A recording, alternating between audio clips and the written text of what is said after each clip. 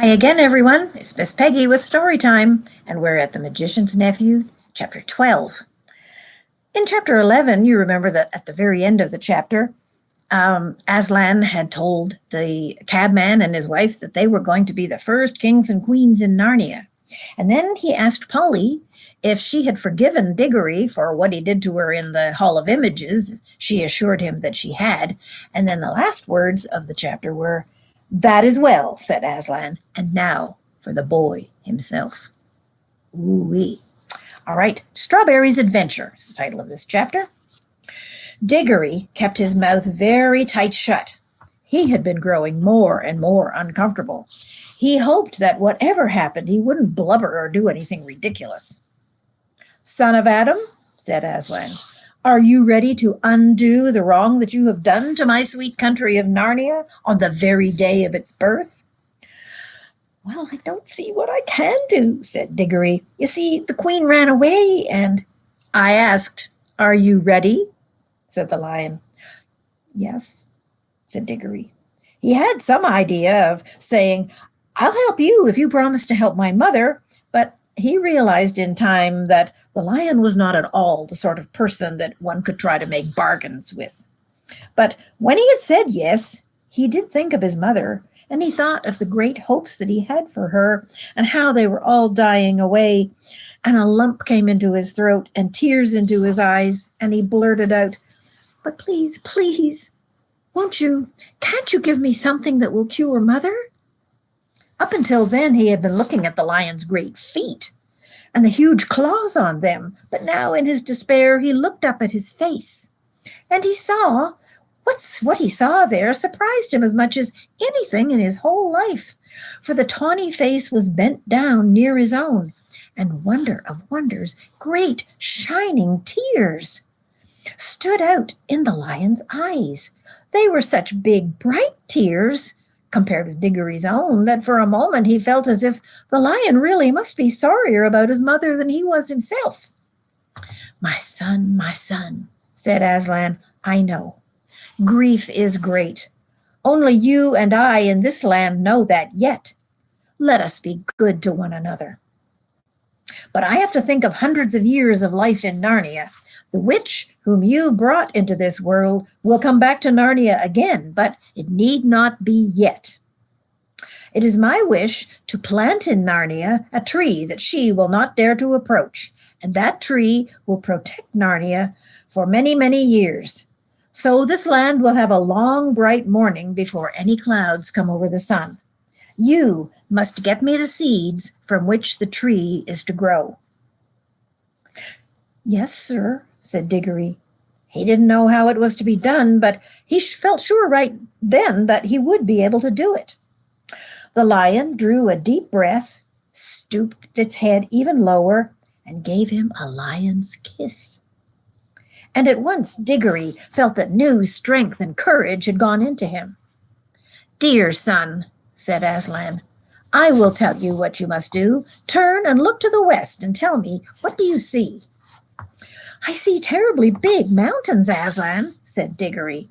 "I see this river coming down the cliffs in a waterfall, and beyond the cliffs there are green high hills with forests, and beyond those there are higher ranges that look even black, and then far away there are big snowy mountains, all heaped up together like pictures of the Alps, and beyond those there is nothing but the sky." "You see well," said the lion. "Now, the land of Narnia ends where the waterfall comes down, and once you have reached the tops of the cliffs, you will be out of Narnia and into the western wild. You must journey through those mountains till you find a green valley with a blue lake in it, walled around by mountains of ice. At one end of the lake there is a steep green hill. On top of the hill there is a garden. In the center of the garden is a tree. Pluck an apple from that tree and bring it back to me." "Yes, sir," said Diggory. He hadn't the least idea of how he was to climb the cliffs and find his way among the mountains, but he didn't like to say that for fear it would sound like he was making excuses. But he did say, "I hope, Aslan, that you're not in a hurry. I shan't be able to get there and back very quickly." "Little son of Adam, you shall have some help," said Aslan. He then turned to the horse, who had been standing quietly beside them all this time, swishing his tail to keep the flies off, and listening with his head to one side, as if the conversation was a little difficult to understand.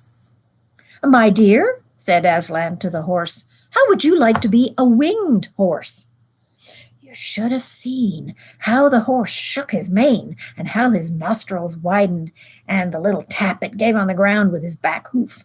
Clearly it would very much like to be a winged horse. But it only said, "If you wish, Aslan, if you really mean, I don't know why it should be me. I'm not a very clever horse."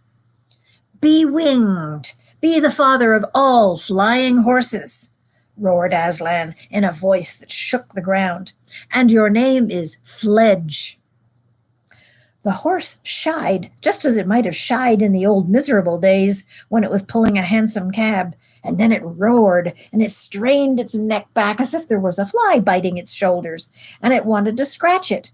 And then, just as the beast had burst out of the earth, there burst out of the shoulders of Fledge wings that spread and grew, larger than eagles' wings, larger than swans, larger than angels' wings in church windows. The feathers shone chestnut color and copper color. He gave a great sweep with them and leapt into the air. 20 feet above Aslan and Diggory, he snorted, neighed, and curvetted. And then, after circling once around them, he dropped to the earth, all 4 hoofs together, looking awkward and surprised, but extremely pleased.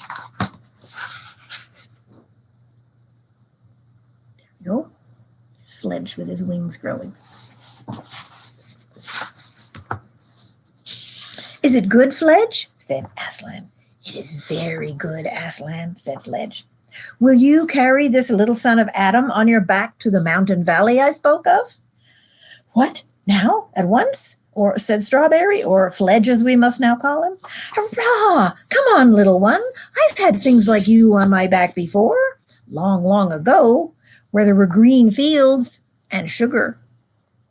"What are the 2 daughters of Eve whispering about?" said Aslan, turning very suddenly on Polly and the cabbie's wife, who in fact had been making friends.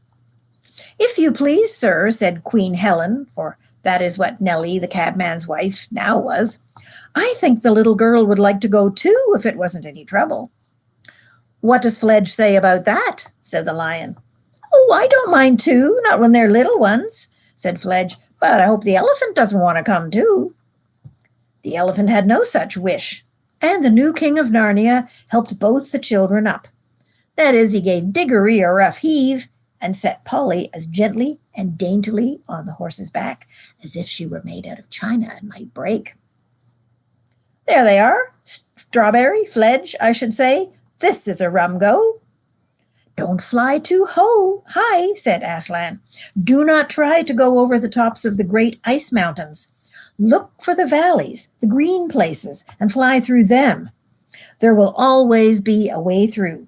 And now, be gone, with my blessing." "Oh, Fledge," said Diggory, leaning forward to pat the horse's glossy neck. "This is fun. Hold to me tight, Polly." The next moment the country dropped away beneath them and whirled around as Fledge, like a huge pigeon, circled once or twice before settling off on his long westward flight. Looking down, Polly could hardly see the king and queen, and even Aslan himself was only a bright yellow spot on the green grass. Soon the wind was in their faces, and Fledge's wings settled down to a steady beat.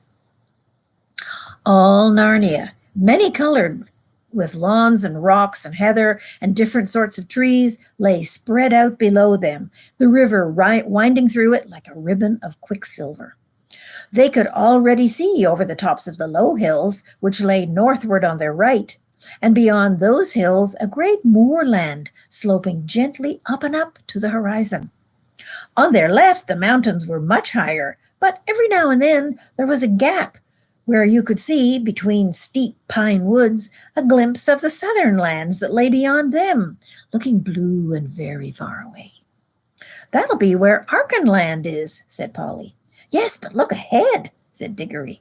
For now, a great barrier of cliffs rose before them, and they were almost dazzled by the sunlight dancing on the great waterfall by which the river roars and sparkles and cascades down into Narnia from the high western land in which it rises. They were flying so high already that the thunder of those falls could only just be heard as a small, thin sound. But they were not high enough yet to fly over the tops of the cliffs. We'll have to do a bit of zigzagging here, said Fledge. Hold on tight. He began flying to and fro. Here's a picture of Fledge with the children on his back. He began flying to and fro, getting higher at each turn. The air grew colder, and they heard the call of eagles far below them. I say, look back, look behind, said Polly. And there they could see the whole valley of Narnia stretched out to where, just before the eastern horizon, there was a gleam of the sea. And now they were so high that they could see tiny-looking jagged mountains appearing beyond the northwest moors and plains of sand far to the south.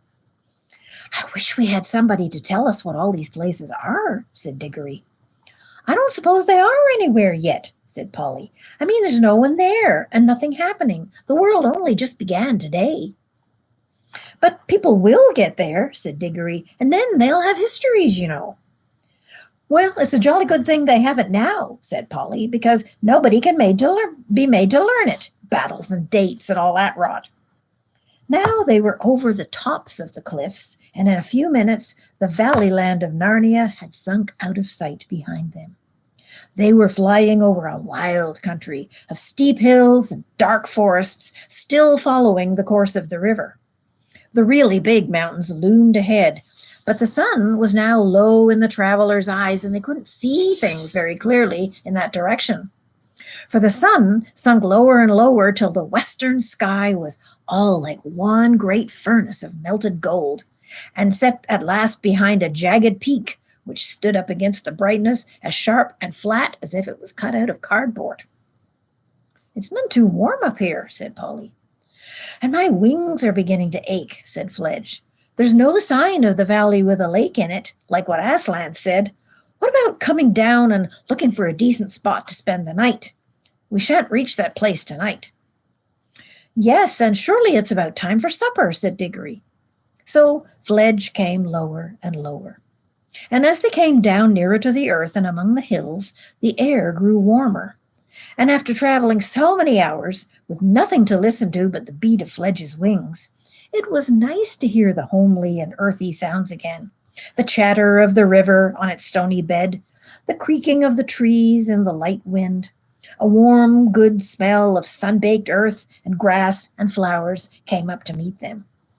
At last, Fledge alighted.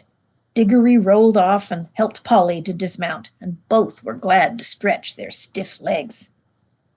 The valley in which they had come down was in the heart of the mountains. Snowy heights, one of them looking rose-red in the reflections of the sunset, towered above them. I am hungry, said Diggory. Well, tuck in, said Fledge, taking a big mouthful of grass.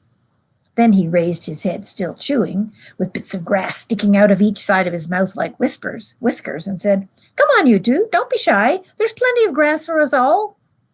But we can't eat grass, said Diggory. Said Fledge, speaking with his mouth full. Well, don't know what you'll do then. It's very good grass. Polly and Diggory stared at one another in dismay. Well, I do think someone might have arranged about our meals, said Diggory. I'm sure Aslan would have if you'd asked him, said Fledge. Well, wouldn't he know without being asked? I've no doubt he would, said the horse, still with his mouth full, but I have a sort of idea that he likes to be asked. But what on earth are we to do? I'm sure I don't know, said Fledge. Unless you try the grass, you might like it better than you think. Oh, don't be silly, said Polly, stamping her feet. Of course humans can't eat grass, any more than you could eat a lamb chop. For goodness sake, don't talk about chops and things. It only makes it worse, said Diggory. Diggory said that Polly had better take herself home by her ring and get something to eat there. He couldn't himself because he'd promised to go straight on his message for Aslan. And of course, if he showed up again at home, anything might happen to prevent him getting back. But Polly said she wouldn't leave him, and Diggory said that was jolly decent of her. I say, said Polly, I've still got the remains of that bag of toffee in my jacket. It'd be better than nothing. A lot better, said Diggory, but be careful to get your hand into your pocket without touching the ring.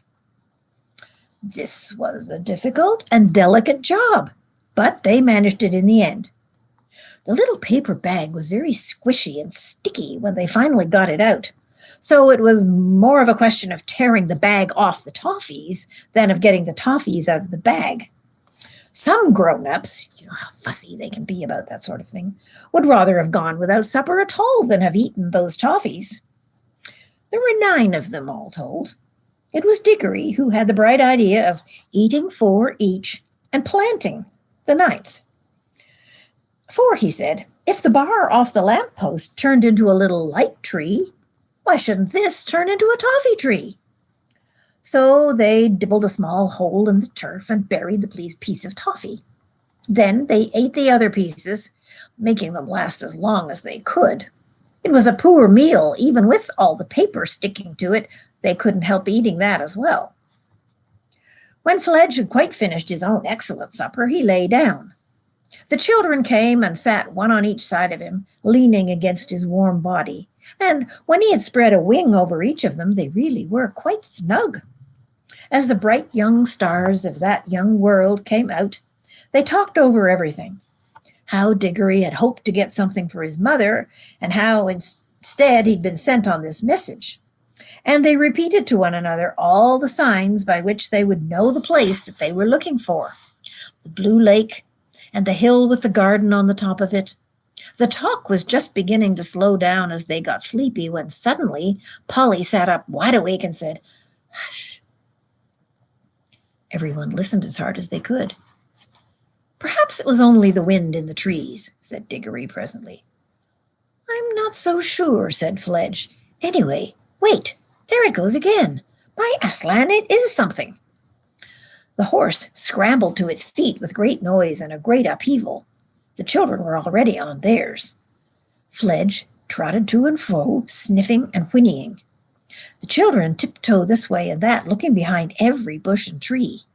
They kept on thinking they saw things, and there was one time when Polly was perfectly certain that she saw a tall, dark figure gliding away in a westerly direction. But they caught nothing, and in the end, Fledge lay down again, and the children re-snuggled, if that is a word, under his wings. They went to sleep at once. Fledge stayed awake much longer, moving his ears to and fro in the darkness, and sometimes giving a little shiver with his skin as if a fly had lighted on him. But in the end, he too slept. That's the end of chapter 12. I hope you'll come back again when we read chapter 13. In the meantime, you have a wonderful time, and I'll see you again very soon. Bye for now.